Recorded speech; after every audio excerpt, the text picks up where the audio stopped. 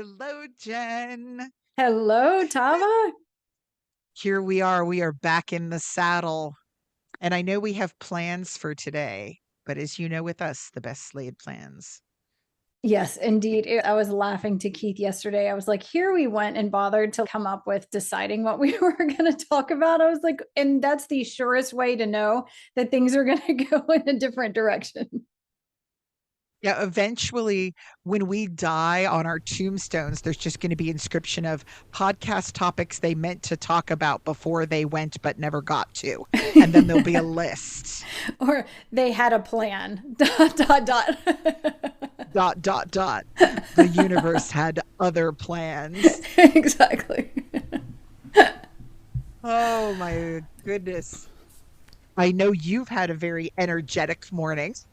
And Yes, I have spent the last hour and a half in a session with a client. And so I've been in a very expanded, very different sort of state. So I'm working my way back into a place where I can be somewhat articulate, I'm hoping, like reassembling the molecules. And yeah, it's been a very energetic week again. Then we were just talking about how, like, is this how it's gonna always be? Like, is this just spring, or is this just sort of how things are now at this new place where we are? I was just listening to a message from a dear friend of mine who also listens to the podcast, who is instantly going to recognize that it's him when he hears me say this. But he was like, what is the timeline of like what has happened to you over the last couple of years? The stuff that happens in your life, it's almost like it's fiction. He's like, and then I read the fiction, and he's like, except that I know that the stuff on the podcast is real. I had actually I guess it was a couple of days ago, my husband had said to me in the middle of me talking about something, you know, you're weird, right? And I went, not weird. And he went, uh-huh. And I said, okay, maybe I'm a little weird, but that makes you weird too because you married me. And he was like, honey, you are weird.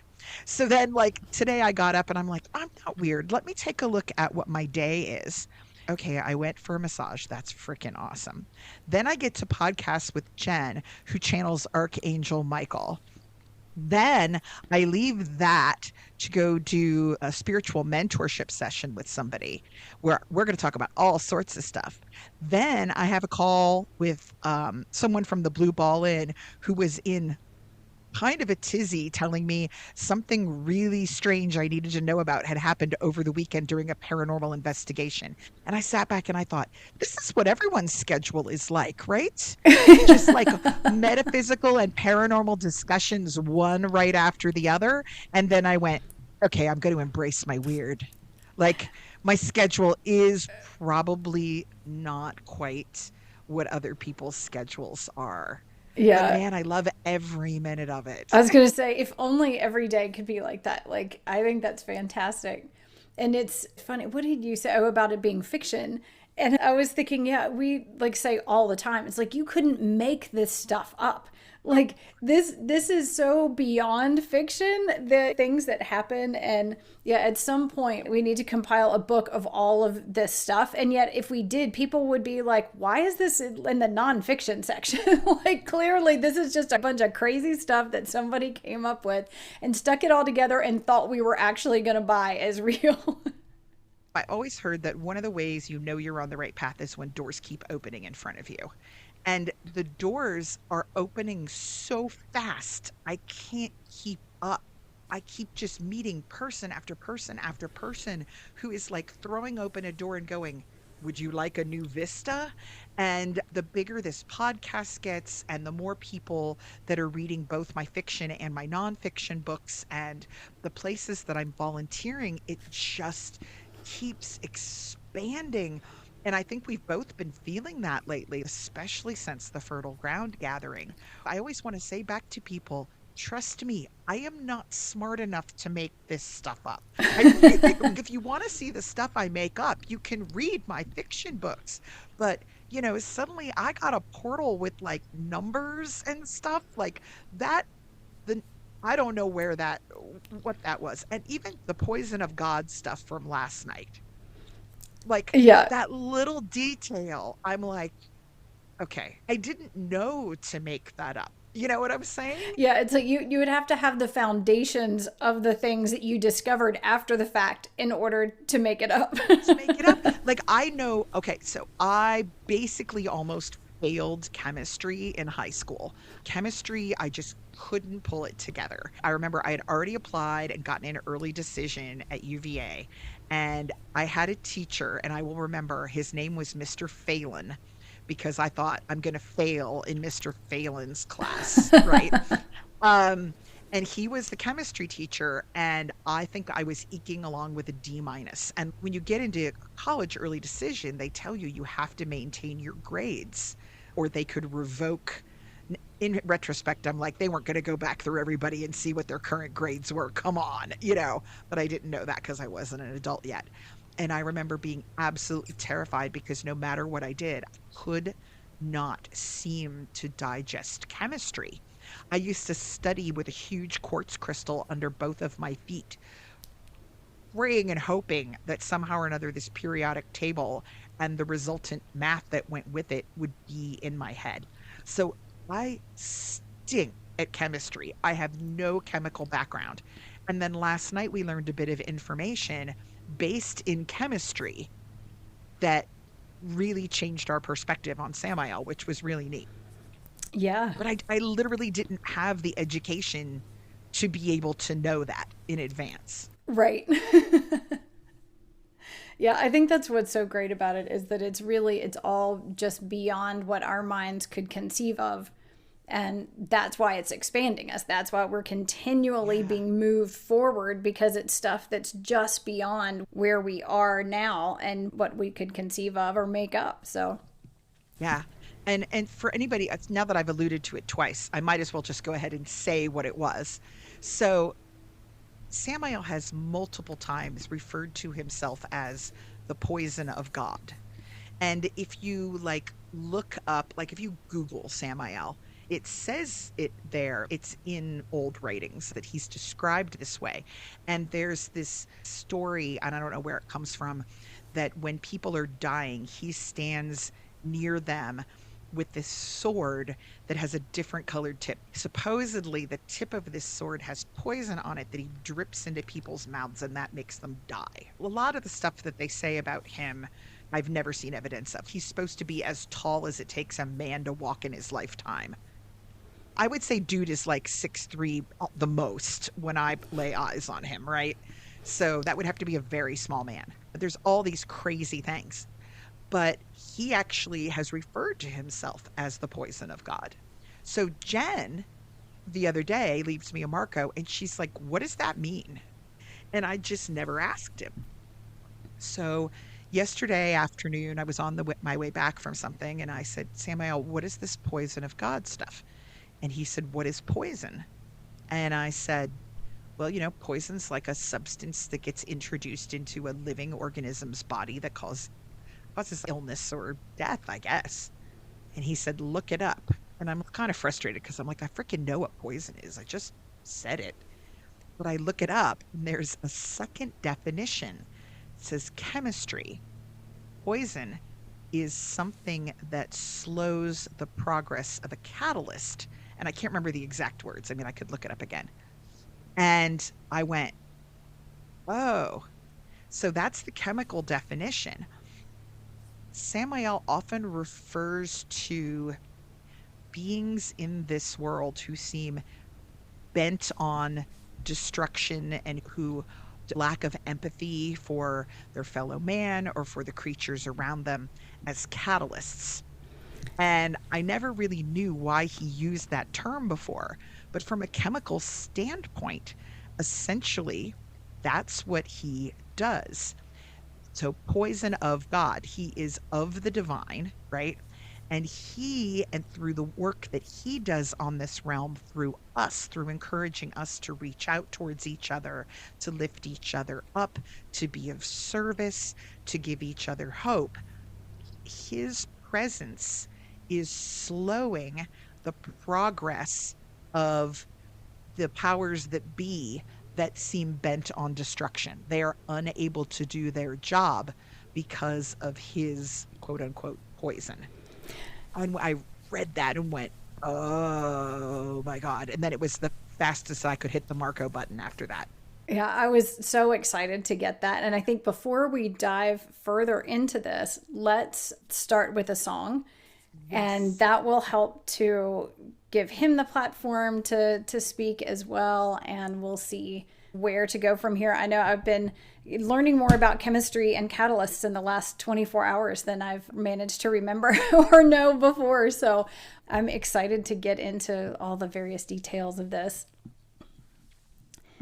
I guess if he has a theme that he would like me to focus on for the song, I'm happy to oblige. He says, whatever comes through. All right, I can do that. He actually said, I would love to hear what Michael has to say. So I Ooh. guess whatever, maybe he's missing Michael a little bit. I don't know. Oh, I'm excited about this. All right. Ah. And then maybe he will tell us what Michael had to say because mine's going to come out in a song that's not likely to be easily translatable for others. Let's see. I don't think we've ever done this before. Will he translate something for Michael? This should be interesting, or Yeah. comment on it at least. Yeah. All Or who right. knows? He may just decide to give me a recipe for peach pie today. We'll have to see. All right. If so, I'm sure he'll have a very good reason and it'll all loop back and maybe we'll be like, that's what that was about 6 months from now. All right. I'm going to Okay. switch mics.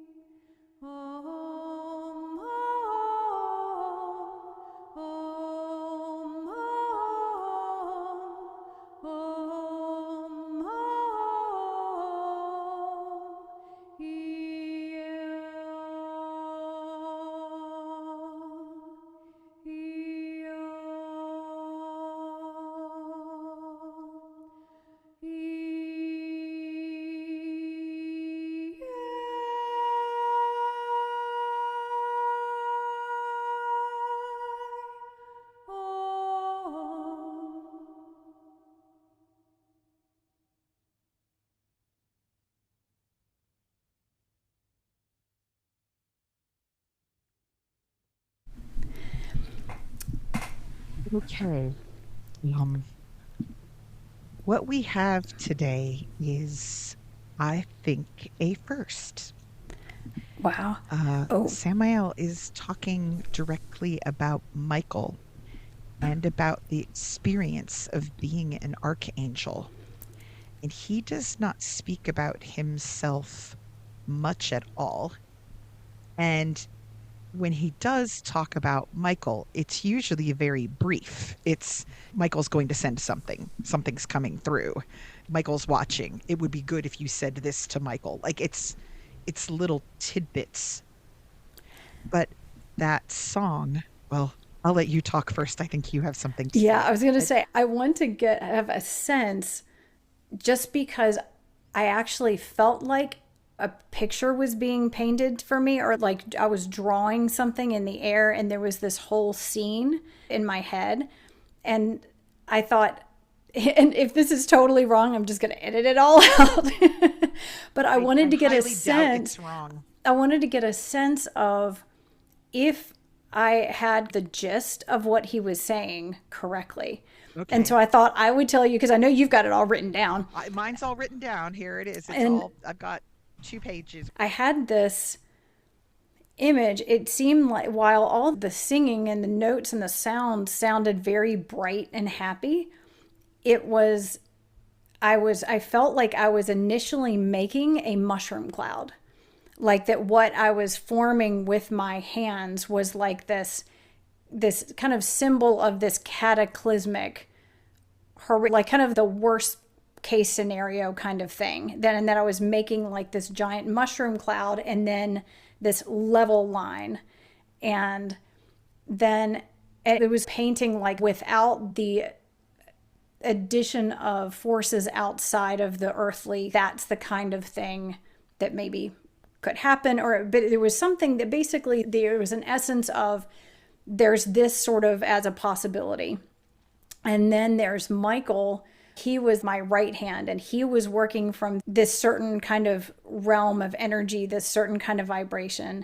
And then there was Samael, which was my left hand, and down to my left. And it was like he was working at things from his angle, and that both of them were working towards the same end, but from their different angles. The earth was in the middle, and that Michael was like kind of up and diagonally to the right, and Samuel was down and diagonally to the left. But it's like we're both working towards the same thing, but I have my methods and he has his, and they're both equally as important, and they're helping to balance above and below and diagonally on either side.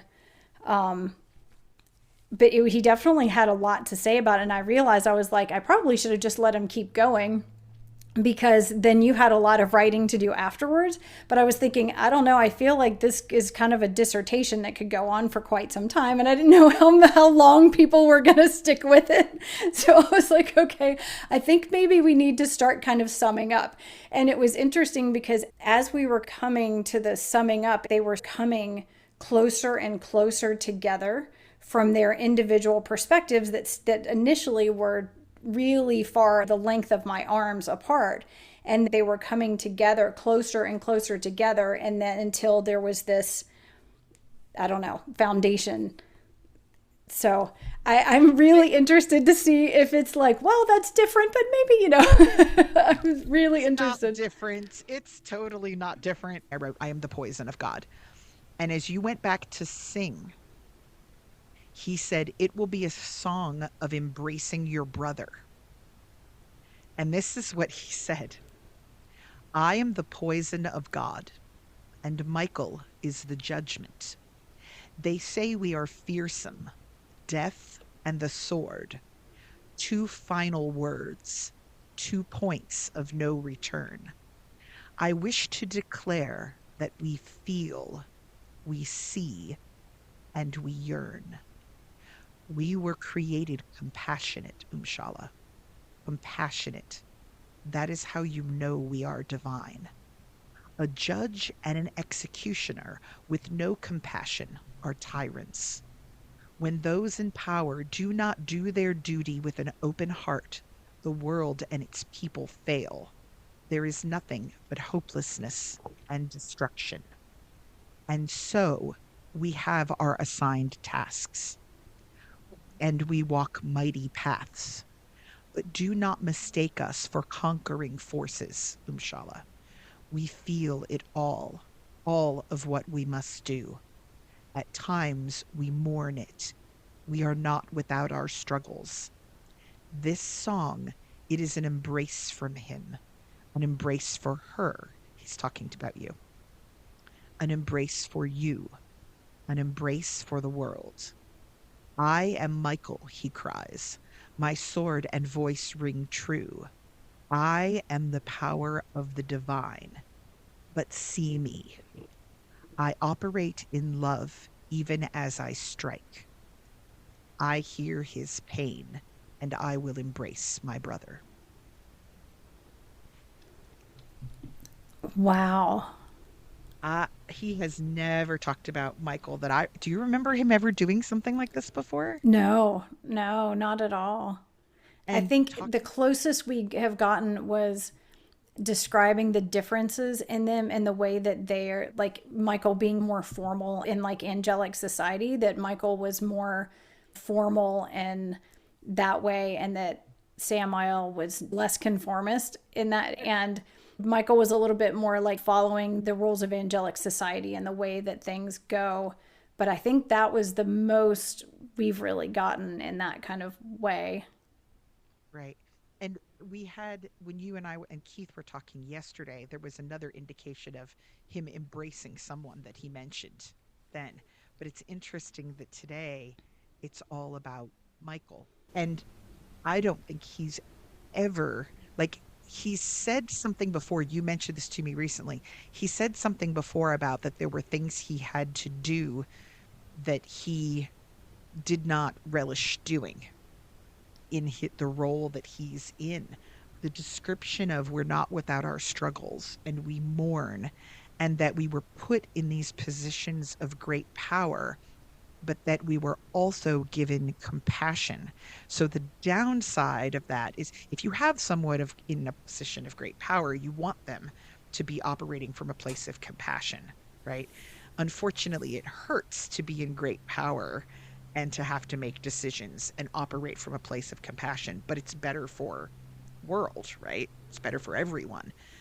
So he's talking about the fact that the angels themselves have these struggles and feel this pain, but that they're not just acting, thoughtlessly, that they're not acting without feeling, and that he is in sympathy with the fact that his brother Michael, who has to be the judgment of the divine, he knows the pain that that must cause Michael.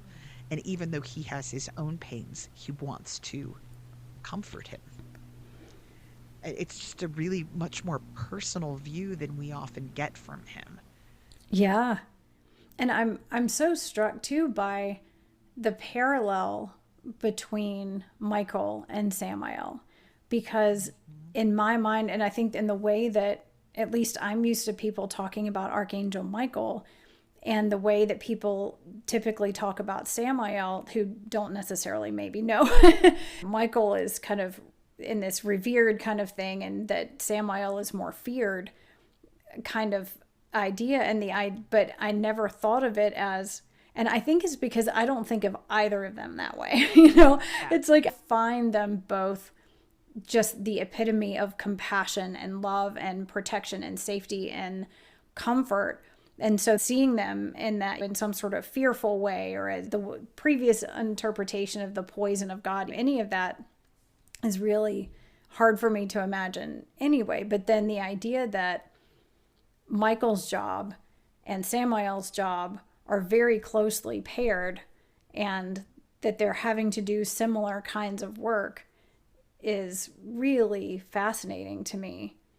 Yeah. Michael is judgment. He carries a weapon. And if you think about that, that seems fearsome. God's judgment is coming. And then Samael gets demonized up one side and down the other. But from his perspective, this is his brother, and they have different jobs, but that the jobs aren't that different, and that they are often seen in ways that they can't control, but they Yeah, and continue to do the job. it's interesting. We're diving into the poison of God and investigating the judgment of God, because I feel like there's likely, just like we had a certain, you know, understanding of like, well, obviously I know what poison is, you know, Yeah. and then find out there's an alternate definition which completely changes the game. I feel like there's probably a very similar kind of thing with judgment. We think of judgment as you're good or bad, right or wrong, and I'm going to judge you. You know, I feel like there's probably another aspect of that that we're not really seeing into.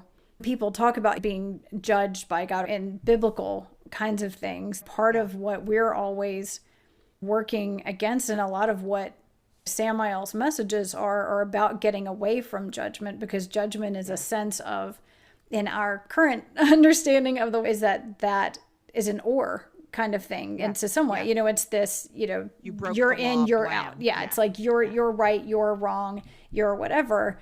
And so yeah, I'm sure there's more there to understand.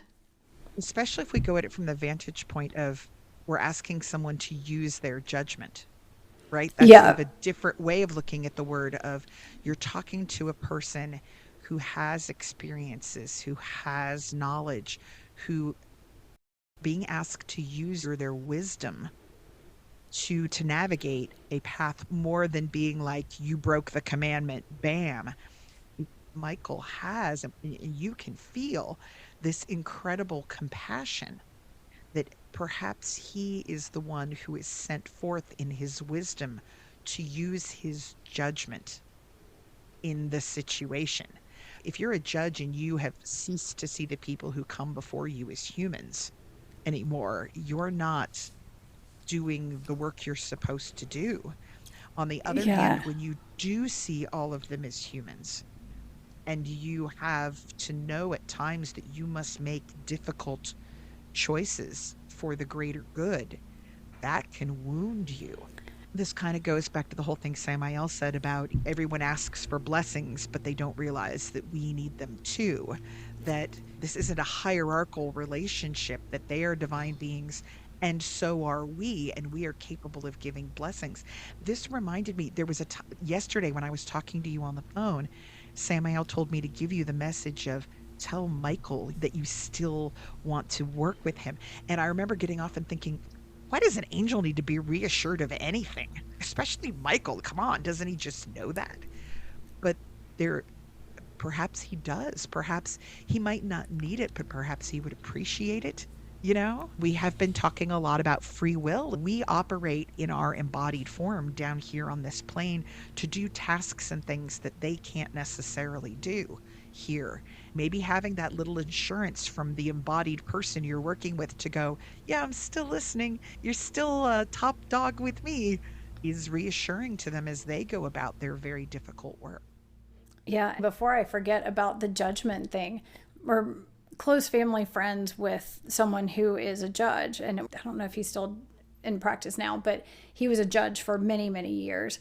And I remember Dad had told me one of the things that he had said, and that is stuck with me for probably 30 years, that he was saying that he doesn't believe that anyone should be chosen to be a judge who wants to be.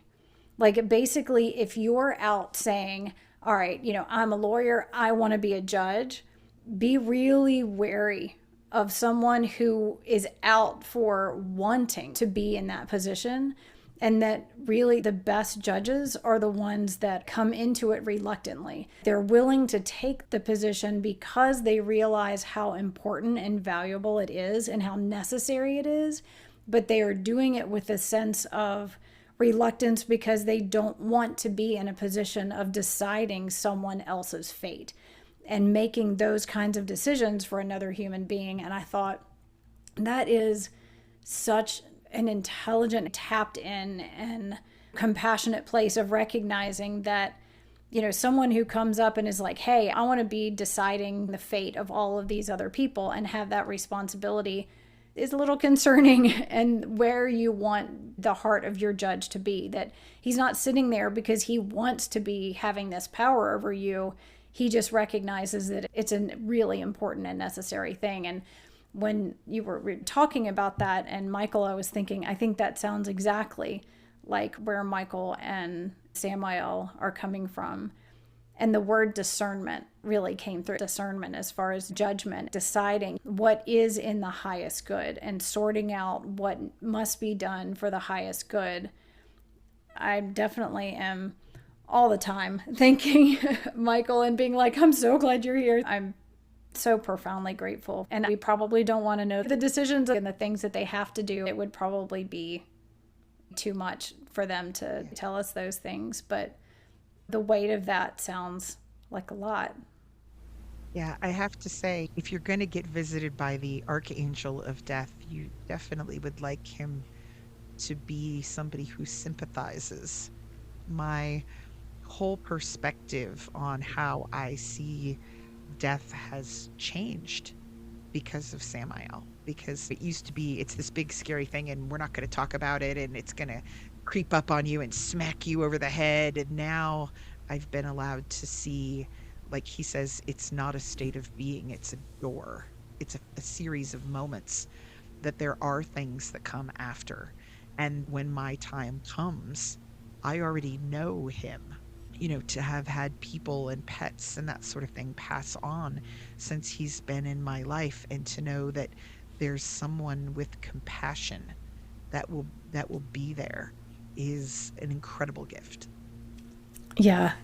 So much for our episode on divination that we were going to do today, because now we're getting other things. Yeah. When you were saying about when the time comes, I think one of the greatest things that I have is that sense of knowing beyond any shadow of a doubt that there are loving presences that will be there surrounding us through the whole process as we approach the door, like on both sides of the doorway, like all the way around, that singing and supporting and helping us do our work. Through a recent experience with a family member, we learned a lot about that.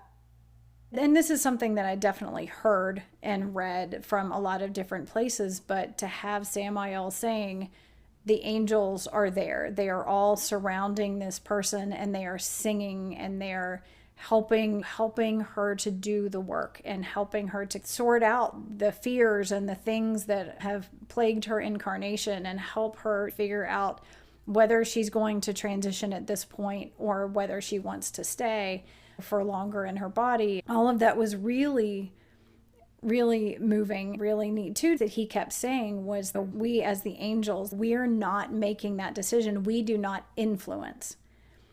There's that idea of, okay, they've come to take you away, and they're taking you away kicking and screaming. And I'm sure in some instances the body is just not usable anymore, so there's just not an option. But it seems like in a lot of instances there is some choice on behalf of the person of, or am I going to go now? Am I going to go a little bit later? Do I feel like I have more work to do? Am I still too afraid? Whatever these things are, but that the angels are not there influencing and trying to talk them into something. They're just respecting their free will and supporting them in whatever is in their highest good, which I think is really cool. And I think that's one of the, if I do one thing in my lifetime, if people can have a sense of peace about what comes after and how supported they will be in that whole process, it would be the greatest thing.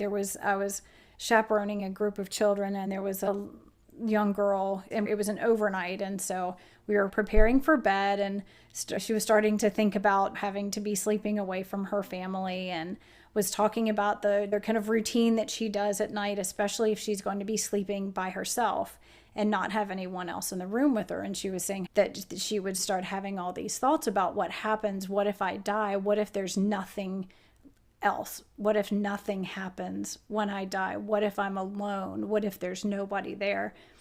And I was thinking, all right, I don't have any idea what your family's spiritual background is. I don't really know what to do, but I have this opportunity And there's this little girl looking at me saying how afraid she is that she will be just alone forever. And I just looked her in the eyes and said, I can absolutely promise you, you will never be alone. There are angels who will take your hand and who will walk you back to groups of people who love you and will be with you. You will never be alone. And she just looked at me for a second and then went on and was like, okay. And we went back to the everyday sort of ways of being. But I thought, I don't want anybody going through life worrying about that, especially little children. So, Yeah, exactly. Exactly. I think about when we were growing up, when there's all of the tension, like the Cold War, where basically they were like, if a bomb drops, get under your desk. Don't continue the thought process that a desk is not going to see right. We're nuclear just going to pretend like the desk warhead. is going to take care of We're nuclear going to war. put in a drill. I mean, the drill might as well have been kiss the back of your kneecaps goodbye, because that would have been just as effective.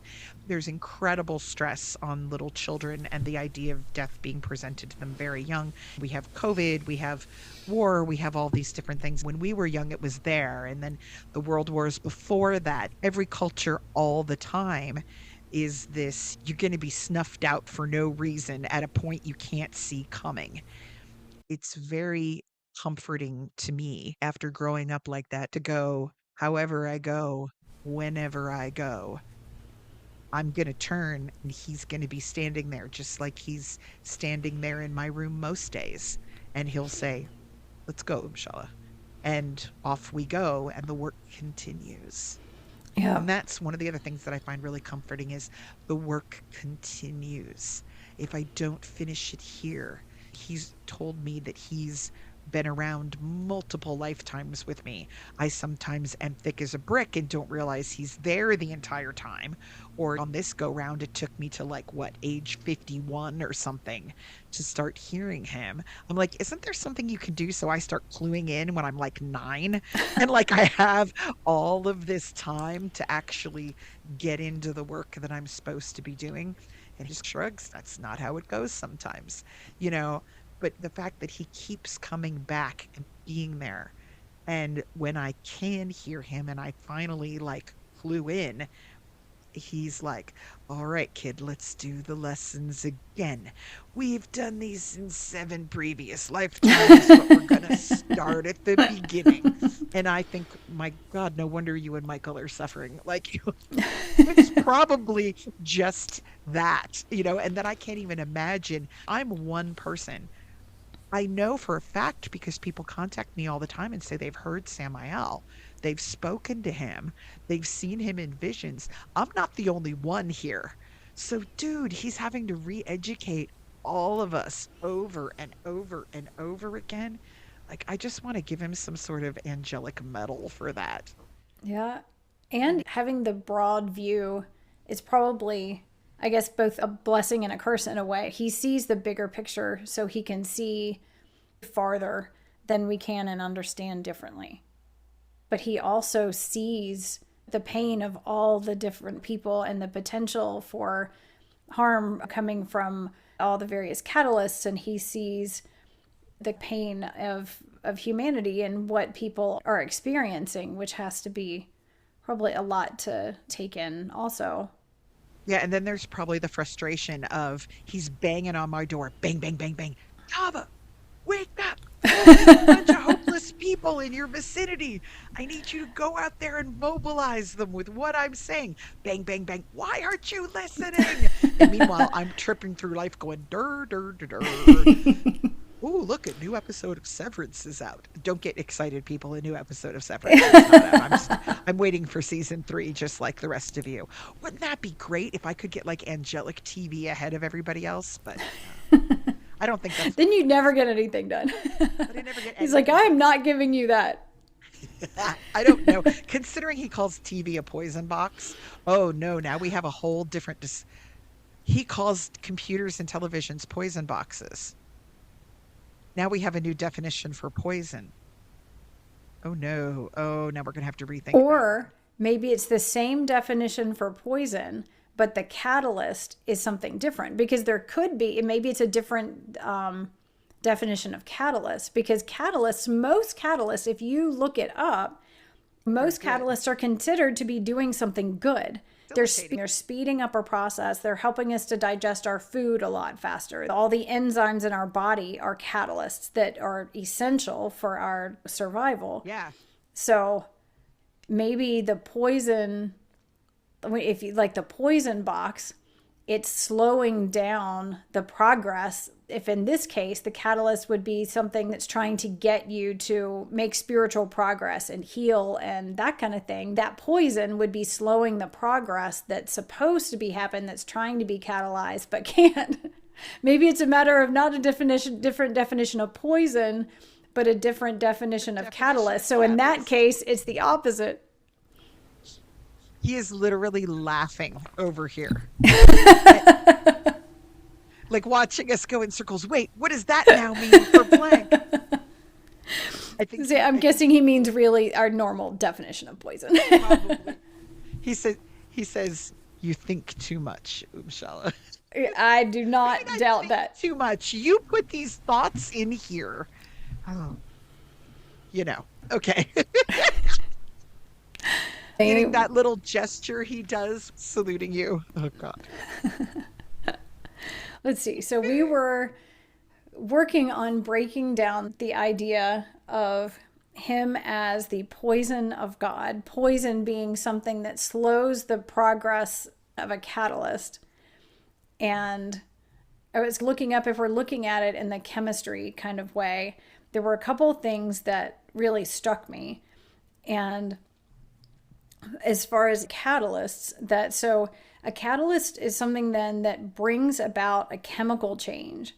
And a chemical change is one in which the molecules are broken apart and then reform in different combinations in different ways. And so from that point, they are fundamentally a completely different thing than they were. So nothing is the same afterwards. And a lot of times, once that chemical change happens, it's irreversible. And that's different than like a physical change where like ice melts into water, but whether it's ice or whether it's water, it's still H2O. What it molecularly is the same. It's just changing states. Yeah. And one of the things that I know you had pointed out, and it was the same thing that I looked at and I'd made a note of to talk about, was that the catalyst is unchanged by and not consumed in the process of that chemical change. So the catalyst stays the same no matter what. It causes this massive chemical change, but isn't affected by it, isn't changed by it. So I thought that was interesting. And we start talking about catalysts as the way that Samael has used the idea of catalyst, of being someone that is essentially a human who has so pinched themselves off from their source, that they're so far down the spectrum away from their remembering self, that it's as if they're not even really connected anymore to their humanity, to their source, to the source of all. And they've really ceased to become human, and they have become a catalyst, I think is the way that he had described it. Yeah. And then you think about it, you think about a lot of those people. So you think about the tyrant king whose kingdom is falling down around them. All of these people around them are experiencing tumultuous change, yet nothing seems to touch the king. Right? Yeah. And you look at situations like that and are like, how is this possible? It's like, how is this one person creating all this chaos and it somehow doesn't seem to affect them? Yeah. Like in any way, like they're just able to continue creating endless chaos. Every time it looks like there might be a repercussion, the repercussion goes away. And that's one of the ways you know you have a catalyst is, oh no, we have a situation here that is going to continue to fundamentally change the environment around them all the time. How do you counter that? Well, your first instinct would be, well, let's help the catalyst see the light of day and change. But now the information we're getting is that's probably not possible. They are unchanged. What you have to do is look at the destruction left in their wake and try to clear off the field and rebuild with what you have. And that's a much bigger job. That's community organizing there. That's winning over hearts and minds and turning people away from a feeling of, I've got to protect myself and I'm living in a place of fear and apprehension, to let me connect with other people and go out into the world and raise my voice and be of service. And that's a big lift, but that's what we're being called to do in cataclysmic times, is to do these things. Yeah. And one of the things also about catalysts and the way that they work is it's like they lessen the amount of energy that it would take for a certain kind of chemical change to happen, and they speed up the amount of time that it takes for something to happen. Let's say sometimes the catalyst and the type of change that's going to come about, it may be that that same thing was going to happen eventually, that the end result might be the same. And a lot of times that's the case in chemical processes with catalysts, like in digestion or something like that. Like eventually this process would happen. And I think you had mentioned that it might take a year and a half or something, or 2 years. But with a catalyst, like an enzyme, that speeds things up and then it's done a lot faster. But the interesting thing to me is that when I was looking up about it, you might end up with the same chemical change or the same chemical reaction, but it's done in a different way than it would have been if it had just been left to its own devices. Like the process and the mechanism by which that shift happens is different when using the catalyst. And what I'm about to say is not chemically going to be an accurate thing. So all the chemists out there, do not take this. I recognize this is not the same thing. But I look at it like this way. Let's say a tree falls in the woods and eventually it would break down over a long period of time. It would be slowly eaten and slowly digested and by all of these different organisms, and it would end up being a part of the earth again. Versus a tree falls in the woods and somebody sets fire to it. And there's a chemical reaction. It turns into ash and carbon dioxide and smoke, and that will also go into the earth. The tree will still become earth and it'll be a lot faster, but it's a much more violent, ballistic, intense kind of thing. Anything that was in that tree is going to get instantly incinerated, and the process is going to be a much more violent and difficult kind of process, even though it's fast. Whereas otherwise, things that lived in the tree could work their way out of it. It would feed other life, and it would be a slow process in which the environment around it would be able to have the opportunity to get used to this change. Everything is adjusting, different parts, different microbes and things start taking over. When this one finishes, a different one comes in and starts breaking it down. It's like in the process of compost. There's one set of bacteria that then gives way to another, that gives way to another, that gives way to another, until everything is broken down. And I think of some of that in terms of like political systems or things that happen where eventually the society would get to a place where everyone is living in a balanced community where everyone's supported and respected and things. And maybe that would take 100,000 years to get to it. And then a catalyst comes in and basically sets fire to stuff, breaks down and destroys all the systems. And there's all of this riots and wars and things like that, until everything is just decimated and everybody has to start over, and they start over in a new way. No one is the same as they were. It's irrevocable. It cannot be changed and put back. And so it's like that chemical change there. Yeah.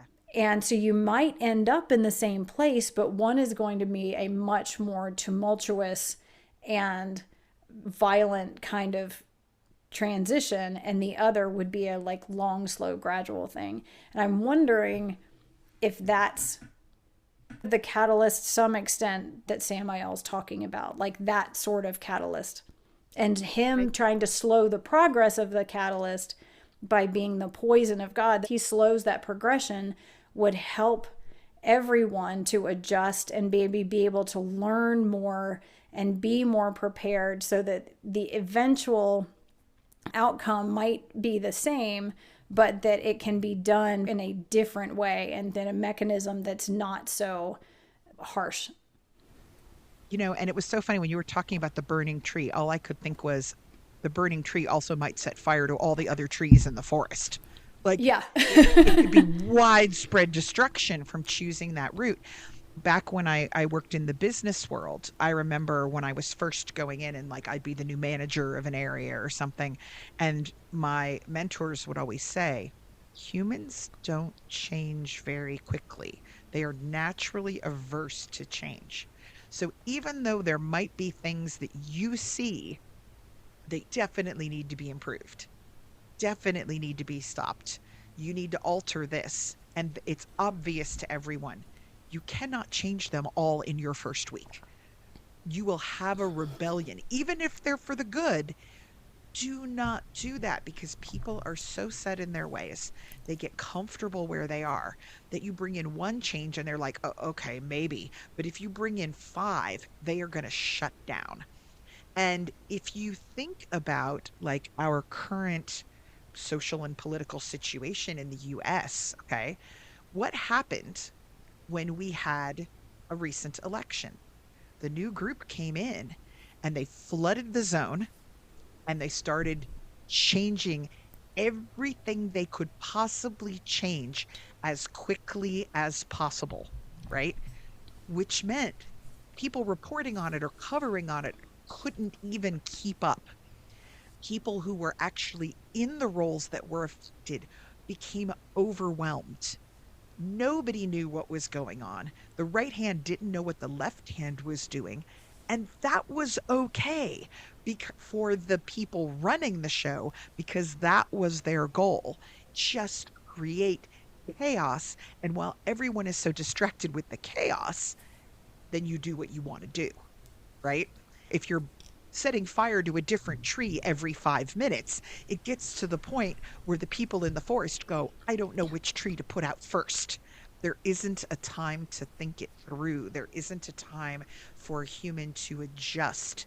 There is no reason going on. Think about the way people talk about how they're feeling these days. The heat's been turned way up, okay? That's a catalyst. That everything's moving so fast that they can't process anything. That as soon as you get one bit of news, here comes another one that you haven't even been able to finish. Nobody knows what the hell is going on at any given point. That's the way people feel. And so you have Samael coming in and he's trying to do the opposite. He's trying to slow things down. He's trying to encourage us to take deep breaths, to breathe, to find our centers, to be calm, to disengage from all the hype and the hysteria so that we can then go, all right, the forest is burning. What's our plan? I saw your eyes get really big and I'm like, she just thought of something. Yeah, something came to me. Pieces were put together in my mind. One of the things you were saying, people say it's like the temperature is rising, like they're feeling that. And that's actually one of the signs of a chemical change is rising in temperature. It's like smoke, bubbles, a raise in temperature, all these different things. Something is different and it can't be put back. So I thought that was really interesting temperature thing there. And I'm not entirely sure what this means for anything going forward, but you were talking about how Sami is saying, we need to slow it down. This morning, as soon as I started, and it may have actually even happened before, but as soon as I started the client session right before this, the song called Slow It Down by Benson Boone came into my mind, and I started singing that at the beginning of the session. Like out of the blue, it's like this, got to slow it down. There's no need to drown deep in dirty water. But that kept coming in my head. I was like, why in the world is that song playing in my head. But then when you said the slow it down, I was like, oh my gosh, that song was just playing. And then it was started up again. After the session, I've been just singing that song in my head. I'm like, Oh my it's God. it's the Poison of God song. It's the Poison of God song. Samael's playlist available on Spotify. Yeah. We should start a Samael playlist. It would have that and Lenny Kravitz on it. I Mhm. do not know why, but there was a time period where the I won't say it because there's one of the devices in the room and I will activate it and it will I start always talking. just spell it out. I always say the Alexa. Yes, that one. Over a course of several days, I would just walk into a room and it would randomly start playing a Lenny Kravitz song. Like I hadn't said anything to it. I did not know of that Lenny Kravitz song. It would just start playing it. And after a while, I was like, Samael?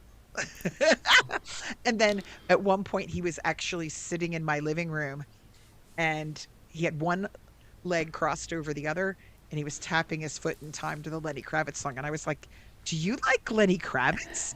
So I think our playlist needs to be Slow It Down and then like American Woman. Um, Slow it down, American woman. Don't feel the heat of the catalyst, you know.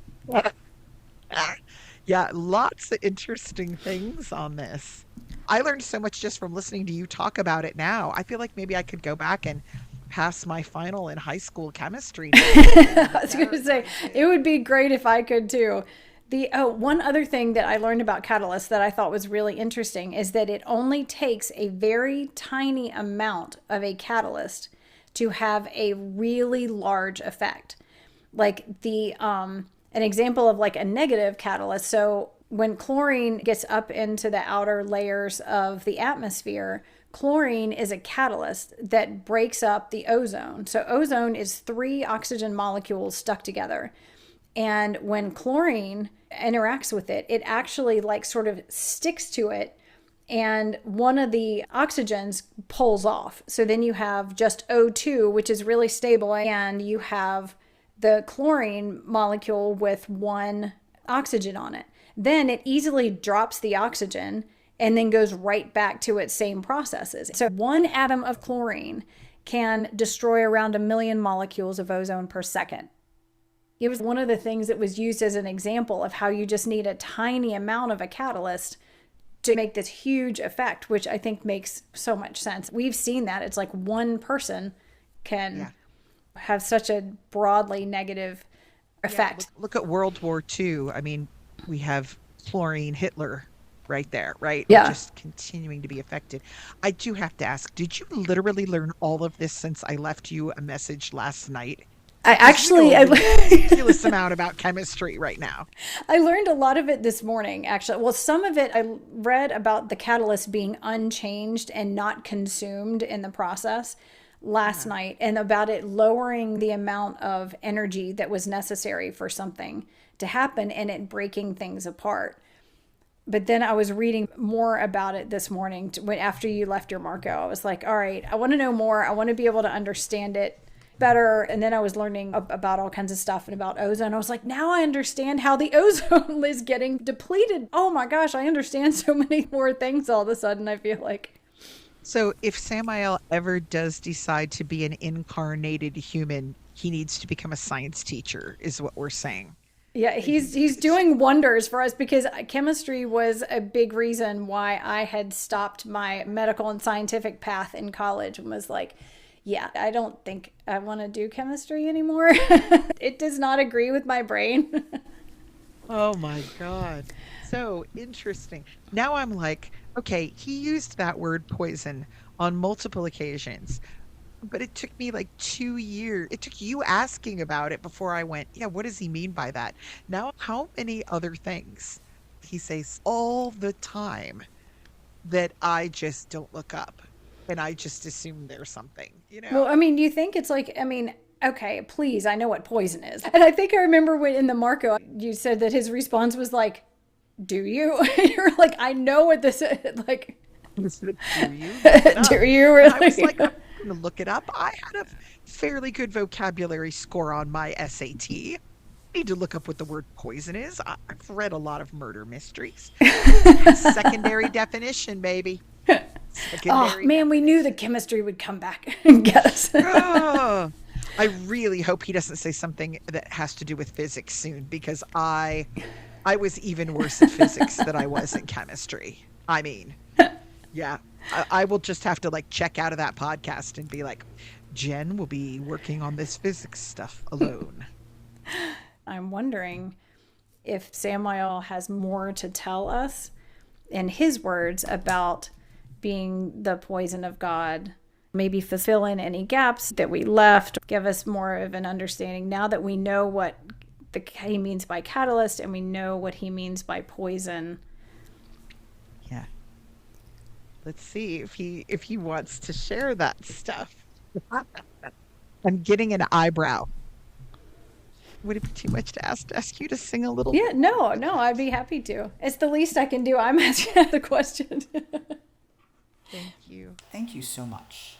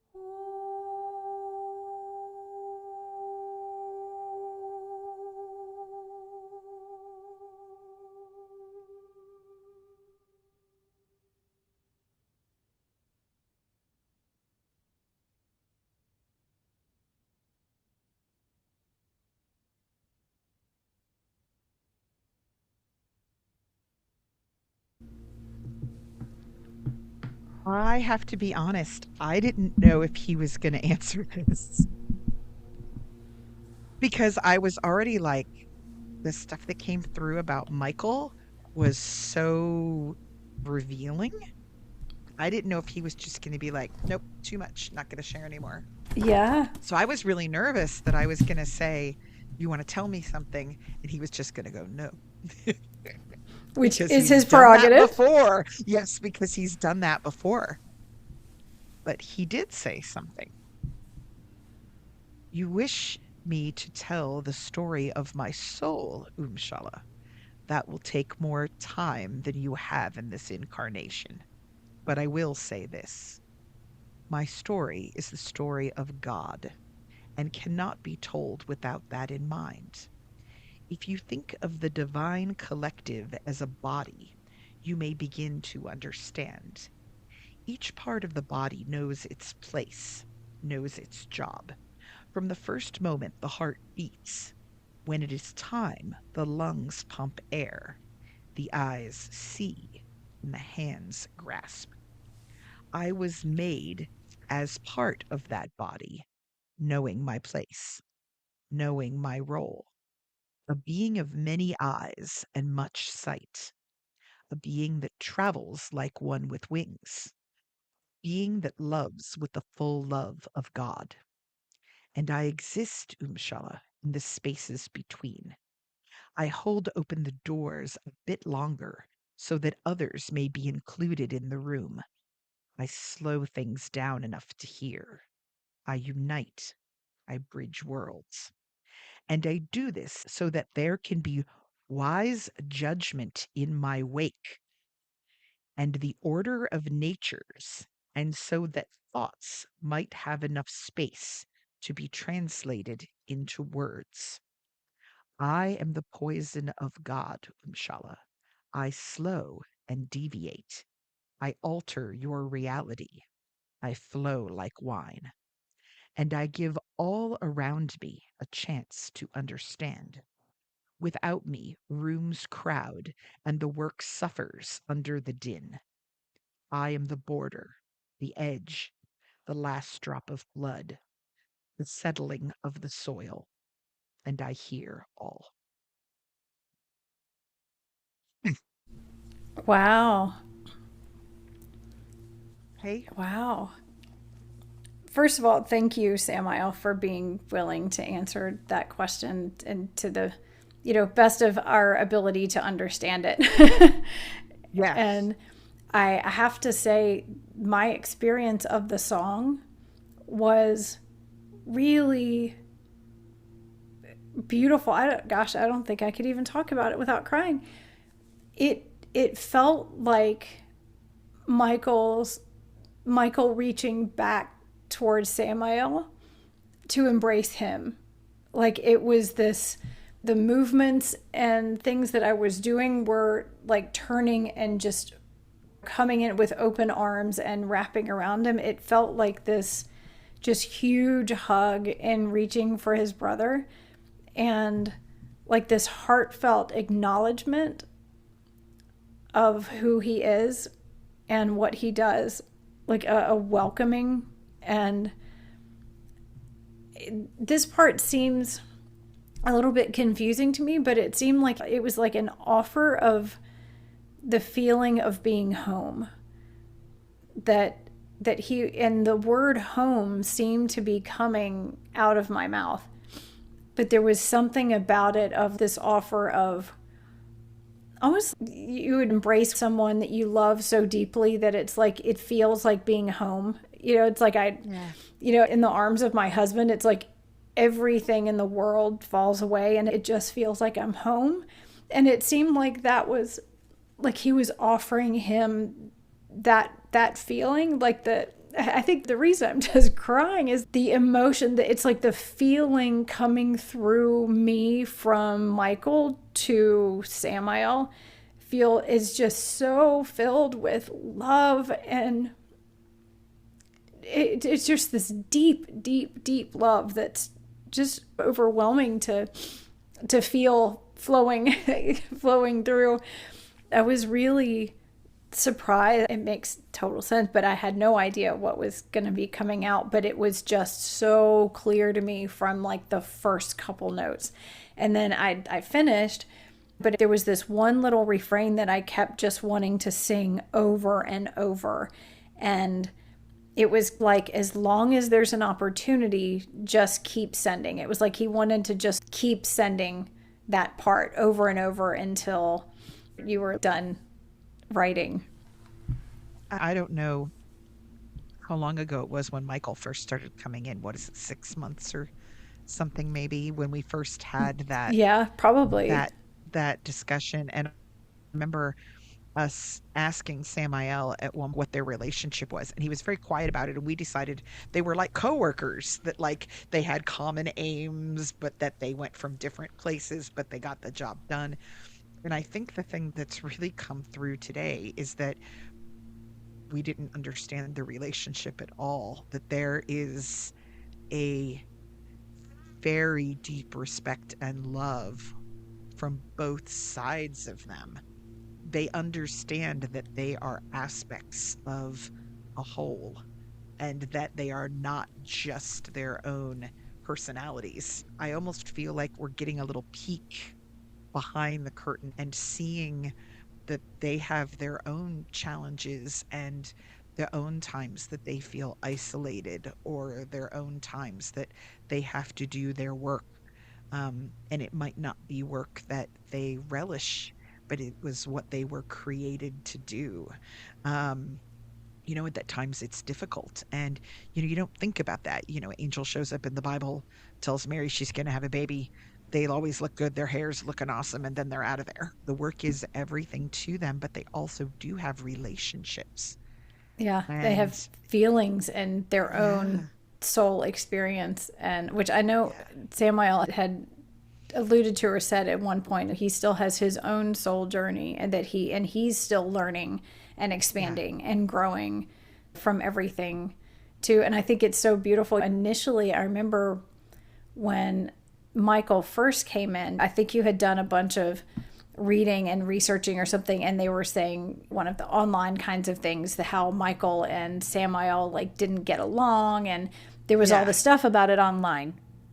I remember being like really worried. I was like, oh no, like I love Samael so much and I love Michael so much. And he was saying, it's like we have different points of view and perspectives on certain things, but Yeah. we love each other. I think getting to experience and feel some of that today was really, I'm still on the verge of tears.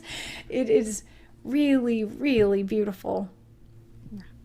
You're going to need a nap after the morning you've had. I tell you, it has been a lot. So I'm thinking that I should sing again. King, that would be. Does he have any requests? His last request was a big hit. So does he have any food for thought for She's singing? taking requests, Samael. He says no this time, really, whatever you would like to bring through. Because he said that at the beginning of the podcast and then he adjusted to Michael. So As you say, and if he this changes time his mind, that's okay. I'm flexible. he'd like you to discuss argon and elements. Oh, no, we better not say the word elements because we've already had podcasts on the Yeah, elements. We're that's gonna be a whole different thing. going to end up with a metaphysical periodic table here if we're not careful. Yeah, man, I learned all kinds of stuff this morning. I was learning about palladium and the catalytic converter in your car. I was like, oh my gosh, I know what a catalytic converter does now. Oh my God, I don't. Yeah, so it's apparently, and I'm sure people that know a lot better are going to be like, that's probably not right.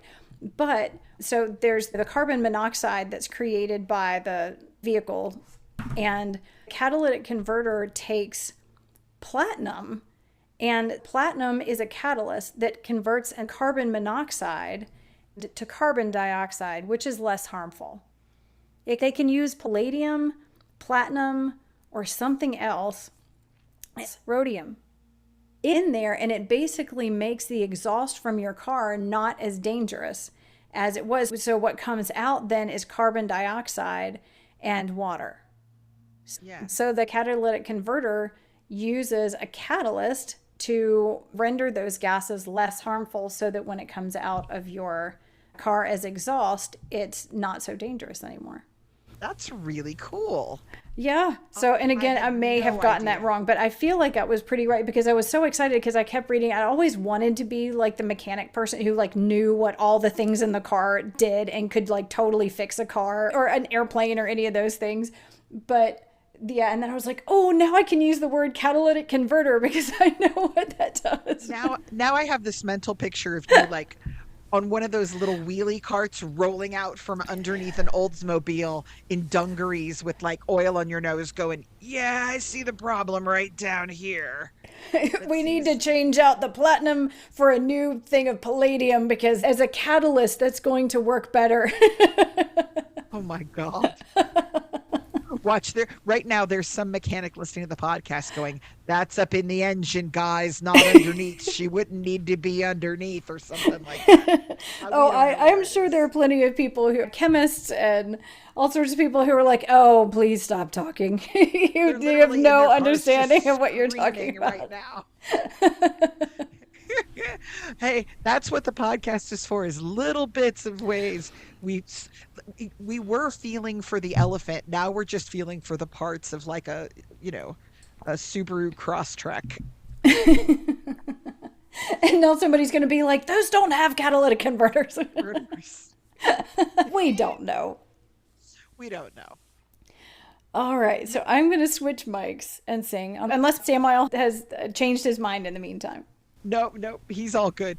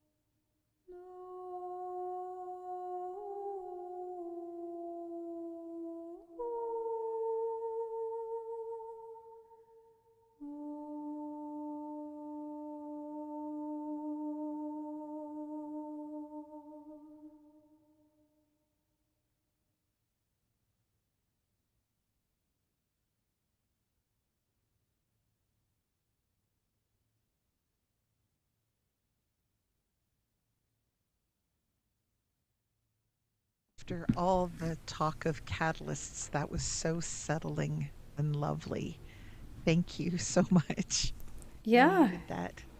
I yeah, do absolutely. have some final words here, and I believe Samael is talking about what we should do when there is a catalyst in our midst. He says, there is someone right next to you, someone who fears the same things you fear, someone who feels the same way you feel, someone with a similar story, similar aspirations, similar dreams, someone who also did not sleep well last night. You walk past them every day, assuming you know their thoughts by how they present themselves. They look well put together or hard worn, when, in fact, in their souls, each is the opposite. Stop walking. Sit down. Slow down. Your ally has arrived. Invite the uninvited. Organize the disorganized. Inspire the lost. Bring them in. Share your tales. Bond together and rise. That's beautiful. Thank you. Thank you. We did not talk about divination today, which was our big plan. We'll have that on the back burner. That one goes on the tombstone, right? Thank you so much for joining us, everybody. We really appreciate you tuning in. We're so excited about how this community is growing, bigger than I could have dreamed. And we look forward to hopefully having you join us again next week. Absolutely.